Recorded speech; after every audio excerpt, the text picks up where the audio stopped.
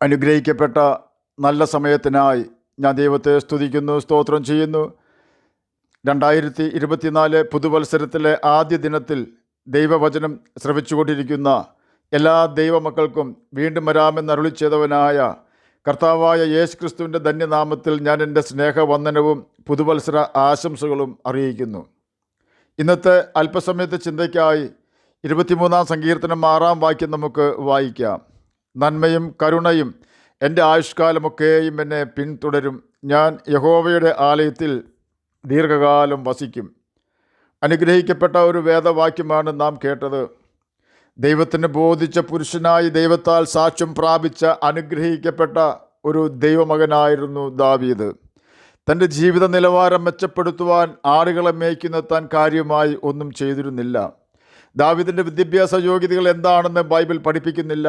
ആ കാലത്ത് പട്ടാളത്തിലോ പോലീസിലോ ചേരുവാൻ ദാവീദിന് കഴിയുമായിരുന്നില്ല. കാരണം അവനൊരു ബാലൻ ആയിരുന്നുവല്ലോ.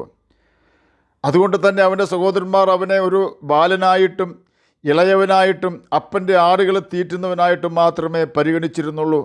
ദാവീദിന് അതിൽ സങ്കടമുണ്ടായിരുന്നില്ല.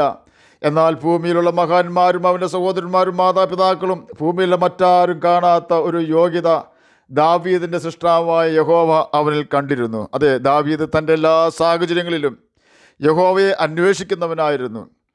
ദൈവത്തിൻ്റെ ഹിതം എന്താണോ അത് അന്വേഷിച്ച് അതിന് പ്രകാരം ജീവിക്കുന്നതിനെയാണ് യഹോവയെ അന്വേഷിക്കുക എന്നതുകൊണ്ട് അർത്ഥമാക്കുന്നത്. ഒന്നുകൂടി വിശദീകരിച്ചാൽ, ദൈവത്തിൻ്റെ പുസ്തകമായ ബൈബിൾ വായിച്ച് അതിൽ നാം എങ്ങനെ ജീവിക്കണമെന്ന് ദൈവം കൽപ്പിച്ചിട്ടുണ്ടോ അപ്രകാരം ജീവിക്കുന്നവർ ആണ് ദൈവത്തെ അന്വേഷിക്കുന്നവർ. ദൈവം ദാവീദിനെ പരിശോധിച്ചപ്പോൾ അവൻ ദൈവത്തെ അന്വേഷിക്കുന്ന ബുദ്ധിമാനാണെന്ന് കണ്ടെത്തി. ശമൂവേലിനോട് ദൈവം അത് പറയുകയും ചെയ്തു. ഇശായിയുടെ മക്കളിൽ ഞാനൊരു രാജാവിനെ കണ്ടെത്തിയിരിക്കുന്നു, അവൻ എൻ്റെ ഹിതമെല്ലാം ചെയ്യുമെന്നാണ് ദൈവം ശമൂവേലിനോട് പറഞ്ഞത്. എന്നെ കേൾക്കുന്ന പ്രിയ ദൈവമകനെ, ദൈവമകളെ, ദൈവത്തിന് 2024 ജനുവരി മാസം 1-ാം തീയതി പ്രഭാതയാമത്തിൽ നമ്മോട് പറയുവാനുള്ള സന്ദേശം ദൈവത്തെ അന്വേഷിക്കുന്ന ബുദ്ധിമാൻ ആവുക എന്നാണ്. ആ കാര്യത്തിൽ നാം ക്ഷീണിച്ചു പോകരുത്, മടുത്തു പോകരുത്. മടുക്കുവാനും ക്ഷീണിക്കുവാനും സാധ്യതയുള്ള ശരീരത്തിലും ലോകത്തിലുമാണ് നാം ജീവിക്കുന്നത്.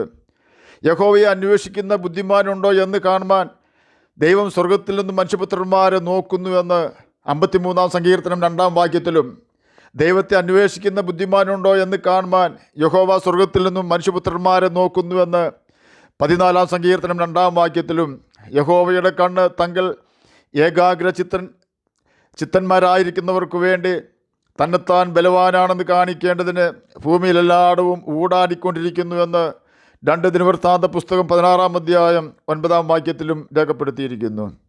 ദൈവത്തെ അന്വേഷിക്കുന്ന ബുദ്ധിമാന്മാരെ കാണുവാൻ സ്വർഗത്തിൽ നിന്നും നോക്കുമ്പോൾ ബുദ്ധിമാന്മാരായവരെ ഉയർത്തുകയും സംരക്ഷിക്കുകയും ചെയ്യുന്നവനാണ് യഹോവയായ ദൈവം അഥവാ കർത്താവായ യേശുക്രിസ്തു എന്ന് ഈ വാക്യങ്ങൾ പഠിച്ചാൽ നമുക്ക് മനസ്സിലാക്കുവാൻ കഴിയും.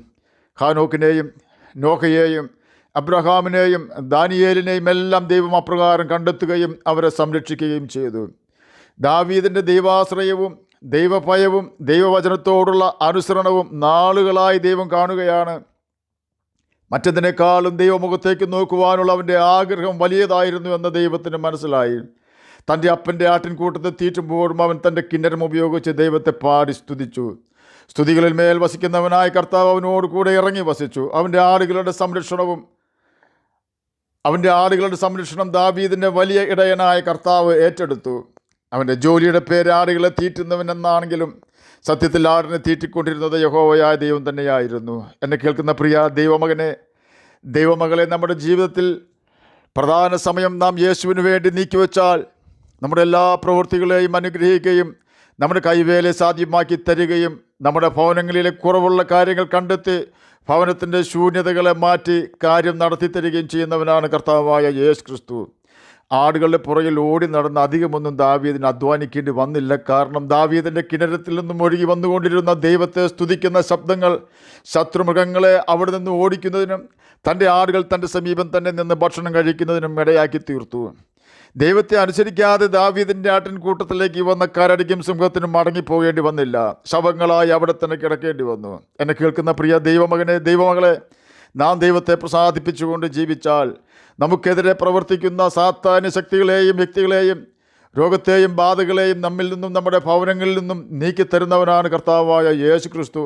നാം ദൈവത്തെ അവൻ്റെ കൽപ്പനകൾ അനുസരിച്ചുകൊണ്ട് ദാവീദിനെ പോലെ ദൈവത്തെ പ്രസാദിപ്പിച്ചാൽ ദാവീദിൻ്റെ ആട്ടിൻകൂട്ടത്തെ സിംഹത്തിൽ നിന്നും കരടിയിൽ നിന്നും ഇസ്രയേൽ ജനത്തെ ഗോലിയാത്തിൽ നിന്നും രക്ഷിച്ച യേശു നമ്മുടെ കുഞ്ഞുങ്ങളെ വഞ്ചകരിൽ നിന്നും സകല പാപ ആസക്തിയിൽ നിന്നും രക്ഷിക്കുകയും കുഞ്ഞുങ്ങൾ നമ്മെ വിട്ടുപോകാതെ നമ്മുടെ ഉപദേശത്തിന് കാതോർത്ത് നമ്മുടെ അടുക്കൽ തന്നെ നമ്മുടെ സ്നേഹത്തിനായി കൊതിച്ചുകൊണ്ട് നമ്മുടെ കൂടെ ജീവിക്കും. നമ്മുടെ കുഞ്ഞുങ്ങളെ ദൈവസ്നേഹത്തോടെ സ്നേഹിക്കുകയും അവരുടെ മുമ്പിൽ മാതൃകയോടെ ജീവിക്കുകയും ചെയ്യുവാൻ നമുക്ക് സാധിക്കുന്നുണ്ടോ? യാക്കോബിനെ പോലെ നമ്മുടെ കുഞ്ഞുങ്ങൾ പറയുമോ, ഇസ്ഹാക്കിൻ്റെ ഭയം ആയവനെന്ന്, എൻ്റെ അപ്പൻ്റെ ഭയമായവനാണ് കർത്താവായ യേശു ക്രിസ്തു എന്ന് നമ്മുടെ മക്കൾ പറയുവാൻ തക്കവണ്ണം ദൈവഭയം നമുക്കുണ്ടോ? ദാവീദ് ശലോമോനോട് പറഞ്ഞതുപോലെ, എൻ്റെ മകനെ, നീ നിൻ്റെ അപ്പൻ്റെ ദൈവത്തെ അറിയുക എന്ന് നമുക്ക് പറയുവാൻ കഴിഞ്ഞാൽ നിശ്ചയമായും നമ്മുടെ കുഞ്ഞുങ്ങൾ യേശുവിനെ അനുസരിച്ച് ജീവിക്കുകയും അവൻ നമുക്ക് പരവേശമല്ല ആശ്വാസം തന്നെ വരുത്തുകയും ചെയ്യും. കാരണം യാക്കോബിൻ്റെയും ദാവീദിൻ്റെയും ദൈവം തന്നെയാണ് നമ്മുടെയും ദൈവം. ലോകത്തിൻ്റെ പിന്നാലെയും ലോകമോഹത്തിൻ്റെ പിന്നാലെയും നടക്കുവാൻ സമയം കണ്ടെത്താതെ ദൈവമുഖം അന്വേഷിച്ചുകൊണ്ട് ദൈവത്തിൻ്റെ ന്യായമായ പ്രമാണം അനുസരിച്ചുകൊണ്ട് ബൈബിൾ വായിക്കുകയും അതിലെ കൽപ്പനകൾ അനുസരിച്ചുകൊണ്ട് തന്നെ ജീവിക്കുകയും ചെയ്ത ദാവീദിനെ ദൈവം അവന് കൊടുക്കുന്ന വലിയ നന്മകൾ വേട്ടപ്പട്ടിയെപ്പോലെ പിന്തുടരുകയായിരുന്നു. അതിൻ്റെ പ്രാരംഭ നടപടിയായിരുന്നു തൻ്റെ സഹോദരന്മാരുടെ ക്ഷേമം അന്വേഷിച്ചു വരുവാൻ പറഞ്ഞുകൊണ്ട് യുദ്ധമുഖത്തുള്ള ദാവീദിൻ്റെ സഹോദരന്മാരുടെ അടുക്കിലേക്ക് അവൻ്റെ അപ്പൻ ദാവീദിനെ പറഞ്ഞു വിട്ടത്. നമ്മുടെ ജീവിതത്തിൽ വരുന്ന ഏത് കാര്യവും യാദൃശ്യമെന്ന് നാമോ മറ്റേതെങ്കിലും വ്യക്തികളോ പറഞ്ഞാലും ദൈവത്തിൻ്റെ ഒരു പ്രവൃത്തി നമ്മിൽ നടക്കുമ്പോൾ നാം പോലും അത്ഭുതപ്പെട്ടു പോകും. കാരണം മറ്റാർക്കും പ്രവർത്തിക്കുവാൻ സാധിക്കാത്ത മേഖലകളിൽ ഉള്ള വലിയ പ്രശ്നങ്ങൾ കർത്താവ് നമ്മെ ഉപയോഗിച്ച് പരിഹരിക്കും. അതിന് ഉദാഹരണമാണ് ദാനിയേലിൻ്റെ ജീവിതത്തിൽ നെബൂഖദ്നേസറിനെ സ്വപ്നം കാണിക്കുകയും അത് മറക്കുമാറാക്കുകയും ചെയ്തത്. രാജാവ് കണ്ട സ്വപ്നം അവൻ മറന്നില്ലായിരുന്നുവെങ്കിൽ ബാലിൻ്റെ മന്ത്രവാദികൾ അപ്രാവശ്യവും ബോഷ്കു പറഞ്ഞ് സ്വപ്നം വ്യാഖ്യാനിക്കുമായിരുന്നു, രാജാവിനെ കബളിപ്പിക്കുമായിരുന്നു. എന്നാൽ അവൻ കണ്ട സ്വപ്നം മറന്നതിനാൽ ദൈവമകനായ ദാനിയേലിനെ രാജാവ് ആശ്രയിക്കേണ്ടി വന്നു. എന്നെ കേൾക്കുന്ന പ്രിയ ദൈവമകനെ, ദൈവമകളെ, നമ്മെ ദൈവത്തിന് ഉയർത്തുവാൻ നമ്മുടെ യാതൊരുവിധ കഴിവും ആവശ്യമില്ല. ചെറിയൊരു പുഴുവിനെ കൊണ്ട് യോനാ പ്രവാചകനെ ബുദ്ധി പഠിപ്പിച്ച ദൈവത്തിന് നമ്മെ ഉപയോഗിച്ച് വലിയ കാര്യങ്ങൾ ചെയ്യുവാൻ കഴിയും. ആകയാൽ യേശുവിൽ നമുക്ക് ആശ്രയിക്കാം, യേശുവിനെ നമുക്ക് അനുസരിക്കാം. അതൊരിക്കലും നമുക്ക് നഷ്ടമാവുകയില്ല.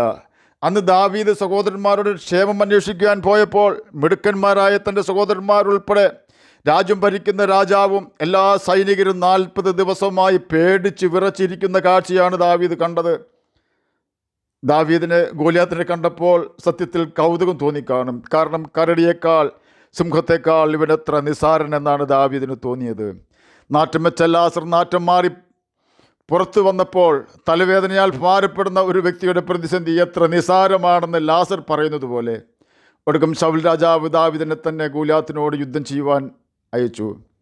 തോട്ടിൽ നിന്നും അവൻ മിനുസമുള്ള 5 കല്ല് എടുത്തു എന്ന് രേഖപ്പെടുത്തിയിരിക്കുന്നു. 5 കല്ല് എന്തിനാണെന്ന് ചോദിച്ചാൽ റാഫയ്ക്ക് ജനിച്ച ഗോലിയാത്തിൻ്റെ 4 സഹോദരന്മാർക്കും ഗോലിയാത്തിനും വേണ്ടിയായിരിക്കും എന്ന് ഞാൻ ചിന്തിക്കുന്നു.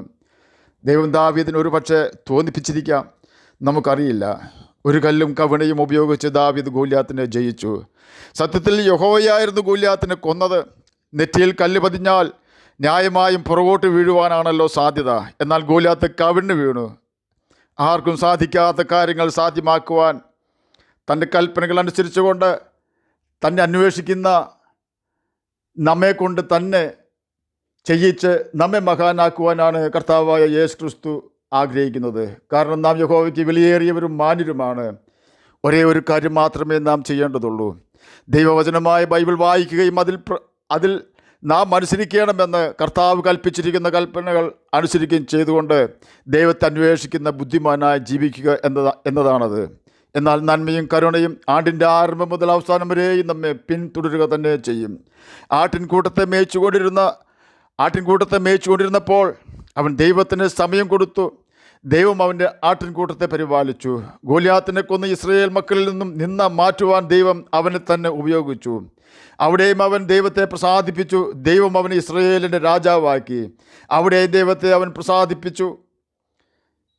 ഇന്നറിയപ്പെടുന്നത് ലോകരക്ഷിതാവായ കർത്താവായ യേശു ക്രിസ്തുവിൻ്റെ വലിയപ്പൻ എന്ന പേരിലാണ്. എന്നെ കേൾക്കുന്ന പ്രിയ ദൈവമകനെ, ദൈവമകളെ, നാം കർത്താവിനെ അവൻ്റെ കൽപ്പനകൾ അനുസരിച്ച് പാപം ചെയ്യാതെ ദൈവസാന്നിധ്യത്തിൽ ജീവിച്ചാൽ ഈ ഭൂമിയിൽ തന്നെ നമ്മെ മാനിക്കുകയും നിത്യതയിൽ രാജാക്കന്മാരായ ദൈവം നമ്മെ ഉയർത്തുകയും ചെയ്യുമെന്ന് വെളിപ്പാട് പുസ്തകം നമുക്ക് ഉറപ്പ് തരുന്നു. ആകയാൽ 2024 ജനുവരി മാസം 1-ാം തീയതി പ്രഭാതയാമത്തിൽ നമുക്ക് പുതിയൊരു തീരുമാനമെടുക്കാം. എൻ്റെ ജീവിതത്തിൽ ബൈബിൾ വായിക്കാത്ത ഒരു ദിവസം ഉണ്ടാവുകയില്ല. യേശുവിൻ്റെ കൽപ്പനകൾ അനുസരിക്കാത്ത ഒരു നിമിഷം ഉണ്ടാവുകയില്ല. അപ്രകാരം തീരുമാനമെടുക്കുവാനും നിത്യജീവൻ പ്രാപിക്കുവാനും കർത്താവ് നമ്മെ സഹായിക്കട്ടെ എന്ന് പ്രാർത്ഥിച്ചുകൊണ്ട് ഞാൻ എൻ്റെ വാക്കുകളിൽ നിന്ന് വിരമിക്കുന്നു. നമുക്ക് പ്രാർത്ഥിക്കാം. ഞങ്ങളെ സ്നേഹിക്കുന്ന സ്വർഗീയ പിതാവേ, നല്ല വചനത്തിനായി അങ്ങയെ സ്തുതിക്കുന്നു, സ്തോത്രം ചെയ്യുന്നു. ഈ പുതുവർഷം അങ്ങയെ പ്രസാദിപ്പിച്ച് ജീവിക്കുവാൻ അടിയനെ കേൾക്കുന്ന അങ്ങയുടെ കുഞ്ഞുങ്ങൾക്കും കൃപ തരണമേ. അങ്ങയുടെ വചനം പ്രമാണിച്ചുകൊണ്ട് ജ്യോതിഷികളെ പോലെ തിളങ്ങുവാൻ ഞങ്ങളെ സഹായിക്കണമേ. അങ്ങയുടെ മുഖം അന്വേഷിക്കുന്നവരായി തീരുവാൻ അടിയനെ കേൾക്കുന്ന അങ്ങയുടെ കുഞ്ഞുങ്ങളെ സഹായിക്കണമേ. രോഗത്താൽ ഭാരപ്പെടുന്നവർക്ക് രോഗസൗഖ്യം കൊടുക്കണമേ. സമാധാനമില്ലാത്തവർക്ക് സമാധാനം കൊടുക്കണമേ. പീഡ അനുഭവിക്കുന്ന ജനത്തിനെ അങ്ങ് സഹായിക്കണമേ, രക്ഷിക്കണമേ. വാർദ്ധക്യത്തിലായിരിക്കുന്ന പ്രിയപ്പെട്ടവർക്ക് അങ്ങ് പ്രത്യാശ വർദ്ധിപ്പിച്ചു കൊടുക്കണമേ. ജനത്തിൽ കഷ്ടത അനുഭവിക്കാൻ ഇടപെടാതെ അവരെ സഹായിക്കണമേ. പ്രാർത്ഥന കേട്ടതിനായി സ്തോത്രം. യേശുവിൻ്റെ നാമത്തിൽ തന്നെ ആമേൻ. കർത്താവ് എല്ലാവരെയും അനുഗ്രഹിക്കട്ടെ. സ്തോത്രം.